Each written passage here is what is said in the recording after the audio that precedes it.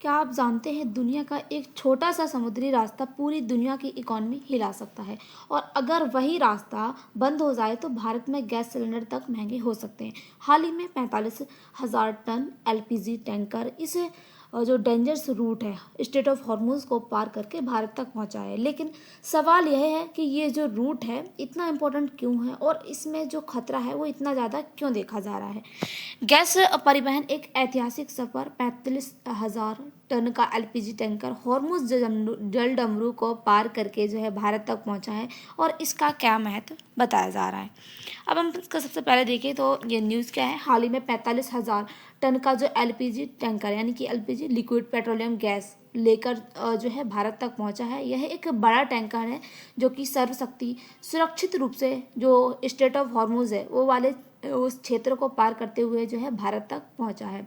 और यह खबर एक सामान्य नहीं है क्योंकि ये क्षेत्र जो है काफ़ी ज़्यादा हम देखें तो जो यहाँ पर ईरान के बीच में जो युद्ध चल रहा था उसके बीच में काफ़ी ज़्यादा ये एक तरीके से विवादित जो क्षेत्र है ये रहा है। और इसके साथ ही अगर हम देखें क्योंकि उस समय जो है पश्चिमी एशिया में युद्ध और तनाव के कारण समुद्री रास्ता जो है खतरनाक माना जा रहा था। क्योंकि अगर हम देखें तो ईरान और यहाँ पर इजराइल का जब युद्ध चल रहा था अभी भी जो युद्ध है वो जारी है। क्योंकि अगर हम देखें तो ये जो क्षेत्र है वो काफ़ी ज़्यादा इंपॉर्टेंट माना जाता है क्योंकि इस पर जो है ईरान का नियंत्रण रहता है। तो इस कारण से क्या है कि यह जो क्षेत्र है वो विवादित रहता है। और यहाँ से जो निकलने वाले टैंकर क्योंकि अगर हम देखें तो पूरी दुनिया की जो एलपीजी है वो इसी वाले क्षेत्र से यानी कि जो स्टेट ऑफ हॉर्मुज वाला क्षेत्र है यहाँ से 80% जो एलपीजी है वो यहाँ से निकलती है। तो इसीलिए यह सबसे ज़्यादा विवाद रहता है और ये जो है ईरान के एक तरीके से नियंत्रण में है। अब इस घटना से जो है भारत की जो ऊर्जा सुरक्षा के लिए एक बड़ी राहत मानी जा रही है क्योंकि ये एक एलपीजी टैंकर जो कि यहाँ पर 45,000 जो एलपीजी टैंकर हैं वो लेके यहाँ पर जो है हॉर्मुज जल क्षेत्र को पार कर चुका है। अब हम देखें तो स्टेट ऑफ हॉर्मुज क्या है।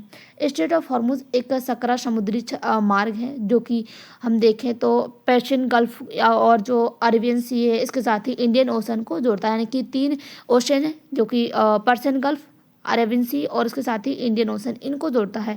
यह दुनिया का सबसे ज़्यादा महत्वपूर्ण तेल और गैस व्यापारिक मार्ग है क्योंकि यहीं से पूरी दुनिया का 80% जो तेल है और जो गैस है यानी कि जो ऊर्जा सुरक्षा है वो यहीं से प्राप्त होती है पूरी दुनिया को। अब इसकी खास बातें क्या हैं। इसकी चौड़ाई बहुत कम है लेकिन दुनिया का बड़ा जो ऊर्जा व्यापार मार्ग यहीं से यानी कि ऊर्जा व्यापार जो है यहीं से होता है। गल्फ देशों का तेल गैस इसी सस्ते जो रास्ता है यहीं से जो है बेचता है। यानी कि यहीं से सभी देशों में सभी कंट्रीज में जो यहाँ पर तेल गैस है वो जाती है। अब हम देखें तो कौन कौन देश जो हैं इस क्षेत्र से जुड़े हुए हैं स्टेट ऑफ हॉर्मुज के आसपास के क्षेत्र। सबसे पहले अगर हम देखें तो ईरान ओमान यूएई सऊदी अरब और कुवैत कतर।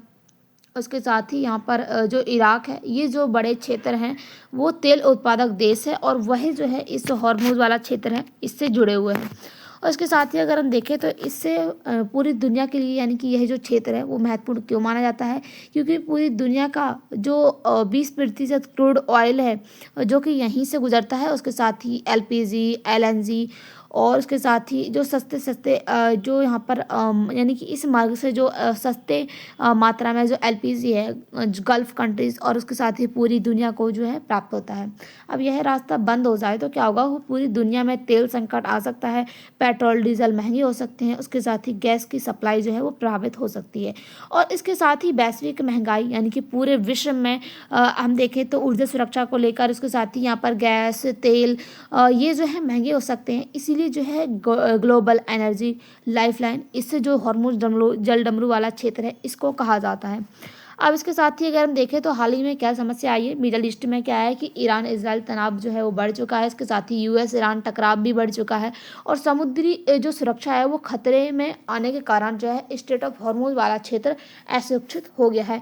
कारण क्या है कई जहाज़ों पर हमले हुए हैं ड्रोन और मिसाइल खतरे बढ़े हैं। इसके साथ ही जहाज़ों ने जो रास्ता है वो अपना बदलना शुरू कर दिया है और बीमा बहुत महंगा हो गया। उसके साथ ही कुछ जहाज़ों ने सफ़र को रोक दिया यानी कि कुछ जहाज़ ऐसे हैं जो यहाँ पर सफ़र करने वाले थे उन्होंने अपना सफ़र जो है वो रोक दिया। अब हम देखें तो गोइंग डार्क क्या होता है। जो समुद्र में जहाज़ अपनी लोकेशन दिखाने के लिए इसका इस्तेमाल करते हैं, यानी कि अपनी जो लोकेशन है उसको यहाँ पर ट्रैक करने के लिए या फिर अपनी लोकेशन को दिखाने के लिए समुद्र में इस चीज़ का उपयोग किया जाता है, AIS यानी कि ऑटोमेटिक आइडेंटिफिकेशन सिस्टम, इसका उपयोग किया जाता है। लेकिन खतरे की स्थिति में कुछ जहाज़ जो है इसको बंद कर देते हैं, यानी कि जो AIS है इसको बंद कर देते हैं, ताकि जो दुश्मन देश है यानी कि कोई भी उनका जो दुश्मन है उनकी लोकेशन को ना जान सके। इसे जो है गोइंग डार्क कहा जाता है। अब सर्वशक्ति ने भी कुछ समय के लिए यही तरीका अपनाया था, यानी कि जो यहाँ पर AIS वाला तरीका है यही अपनाया था कि जो दुश्मन देश है वो उनकी लोकेशन को जो है पता ना कर पाए, तो इसीलिए उन्होंने जो है इसका उपयोग को जो है बंद कर दिया था। अब जो सर्वशक्ति टैंकर है इसकी विशेषताएं क्या है, यह जो है 45,000 टन LPG की क्षमता यहाँ पर यानी कि इसके अंदर क्षमता इतनी है कि वो जो है 45,000 टन LPG टैंकर्स को जो है भारत तक लेके आया है, और यह जो है भारत की ओर आ रहा था। और इसके साथ ही जो विशाखापट्टनम पोर्ट जो है जो कि यहाँ पर भारत का है, वहाँ तक पहुँचा चुका है, यानी कि जो कि यहाँ पर साउथ में पड़ता है केरल में विशाखापट्टनम पोर्ट।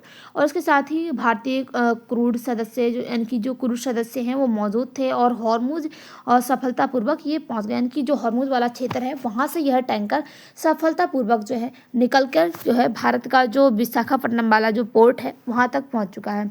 अब यह भारत के लिए खबर क्यों महत्वपूर्ण है, क्योंकि सबसे पहले अगर हम पॉइंट देखें तो इसका, क्योंकि हमारी जो ऊर्जा आयात है वो इस क्षेत्र पर ही निर्भर रहती है, यानी कि भारत जो है ऊर्जा आयात के लिए दूसरे क्षेत्रों पर निर्भर रहता है। तो अब इसी क्षेत्र से सबसे ज़्यादा जो है ऊर्जा जो है भारत को प्राप्त होती है।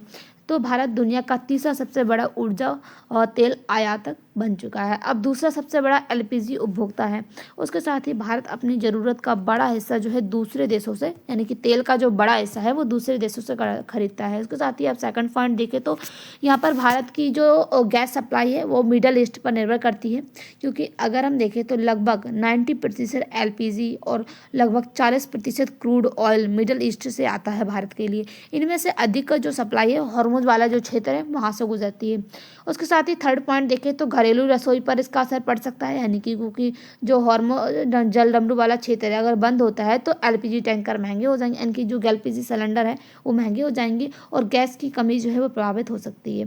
और उसके साथ ही जो उज्ज्वला जो कि यहाँ पर प्रधानमंत्री नरेंद्र मोदी के द्वारा चलाई गई थी, जो कि जिससे क्या है कि महिलाओं को फ्री में जो सिलेंडर है वो दिए गए थे, वो भी प्रभावित हो सकती है। उसके साथ ही गरीब परिवारों पर इसका काफ़ी ज़्यादा असर पड़ने वाला है, क्योंकि फिर अगर हम देखें तो गैस के सिलेंडर महंगे हो जाएंगे तो वो जो है गैस का सिलेंडर जो है यहाँ पर अफोर्ड नहीं कर पाएंगे, तो इसीलिए उनको काफ़ी ज़्यादा प्रॉब्लम हो सकती है। उसके साथ ही सेकंड यानी कि हम देखें तो फोर्थ पॉइंट क्या है यहाँ पर, भारतीय अर्थव्यवस्था प्रभावित होगी, यानी कि तेल और गैस जो है महंगे होने से जो है महंगाई बढ़ सकती है। इसके साथ ही ट्रांसपोर्ट महंगा हो जाएगा और बिजली उत्पादन प्रभावित होगा। उद्योगों की लागत जो है वो भी बढ़ सकती है इसके साथ ही इससे। और हम देखें अब हमारे जो भारत सरकार है उसने इस पर क्या कदम उठाया है, तेल कंपनियों को सतर्क किया है, वैकल्पिक सप्लाई जो स्रोत हैं वो इसके खोजे हैं, उसके साथ ही रणनीतिक तेल भंडार बढ़ाए हैं और जहाज़ों की जो सुरक्षा है वो भी बढ़ाई है। इसके साथ ही गल्फ देशों से संपर्क बढ़ा के रखा है, यानी कि अगर हम देखें तो पहले क्या था कि सभी ज़्यादातर देशों से जो है दुश्मनी रहती थी, लेकिन अब जो है जो गल्फ देश हैं उनसे संपर्क बनाए जा रहे हैं, ताकि इनसे जो यहाँ पर जो तेल है वो और गैस जो है प्राप्त हो सके भारत को, यानी कि भारत किसी एक देश पर निर्भर ना रहे। अब रणनीतिक तेल भंडार क्या है, भारत आयात स्थिति के लिए तेल जमा करके रखना चाहता है। इसके साथ ही अगर हम देखें तो मुख्य भंडार केंद्र क्या है, विशाखापट्टनम, मंगलुरु, उसके साथ ही पैदूर। और इसका उद्देश्य क्या है, जो है संकट के समय देश की जो ऊर्जा ज़रूरत है उसको पूरा करना, यानी कि अगर किसी भी समय संकट आता है तो उस समय पे देश की जो ऊर्जा ज़रूरत है, यानी कि पूरे देश में जो लोग हैं उनको ऊर्जा की ज़रूरत पड़ेगी, तो उस ज़रूरत को पूरा करना है। ये जो है इस रणनीतिक भंडार का यहाँ पर महत्वपूर्ण जो यहाँ पर लक्ष्य माना जा रहा है। उसके साथ ही अगर हम देखें भारत की सीख क्या है, यह घटना दिखाती है कि भारत को ऊर्जा स्रोतों में विविधता लानी जरूरी है। इसके साथ ही रिन्यूएबल एनर्जी बढ़ानी चाहिए, उसके साथ ही घरेलू गैस उत्पादन को बढ़ाना चाहिए और उसके साथ समुद्री जो सुरक्षा है उसको मजबूत करनी चाहिए, ताकि भारत को जो है ऐसी जो समुद्री यानी कि हम देखें तो यहाँ पर ऊर्जा संकट से जूझना ना पड़े। उसके साथ ही ब्लू वाटर नेवी क्या है, इसका महत्व क्या है भारत के लिए? ब्लू वाटर के लिए मजबूत नेवी ज़रूरी है ताकि जो समुद्री व्यापार है वो सुरक्षित रह सके, उसके साथ ही गैस और तेल की सप्लाई सुरक्षित रहे और इंडियन ओशन में भारत का प्रभाव जो है वो बना रहे।